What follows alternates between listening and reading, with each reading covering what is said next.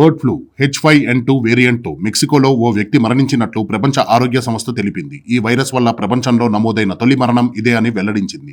తీవ్ర జ్వరం, శ్వాస తీసుకోవడంలో ఇబ్బంది, డయేరియా, వాంతులు వంటి లక్షణాలతో ఆసుపత్రిలో చేరిన 59 ఏళ్ల వ్యక్తి ఏప్రిల్ 24న మరణించినట్లు మెక్సికో తమకు సమాచారం అందించినట్లు WHO వెల్లడించింది.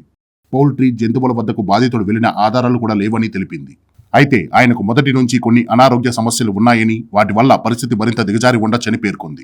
ఏవియన్ ఫ్లూ లక్షణాలు బయటపడడానికి ముందే బాధితుడు 3 వారాల నుంచి అనారోగ్యంతో ఉన్నట్లు అధికారులు వెల్లడించారు.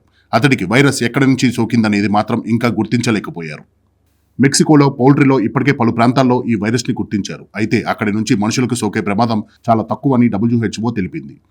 మరోవైపు బర్డ్ ఫ్లూలోనే మరో వేరియంట్ H5N1 అమెరికా డైరీల్లో వ్యాపిస్తున్నట్లు గుర్తించారు. అక్కడ పనిచేస్తున్న కొంతమందికి ఇది సోకినట్లు నిర్ధారించారు. కానీ మనిషి నుంచి మనిషికి సోకుతున్నట్లు మాత్రం ఇప్పటి వరకు నిర్ధారణ కాలేదు. ఇటీవల భారతదేశంలో పక్షులు, కోళ్లు అసాధారణ మరణాలు సంభవించడంపై అప్రమత్తంగా ఉండాలని కేంద్ర ప్రభుత్వం అన్ని రాష్ట్రాలను కోరింది. ఇందుకు సంబంధించి సమాచారాన్ని పశుసంవర్ధక విభాగంతో పంచుకోవాలని సూచించింది. దీనివల్ల ఏవియన్ ఇన్ఫ్లుయెంజాపై జాతీయ కార్యాచరణ ప్రణాళిక ప్రకారం ప్రజారోగ్య కార్యాచరణను చేపట్టవచ్చని పేర్కొంది.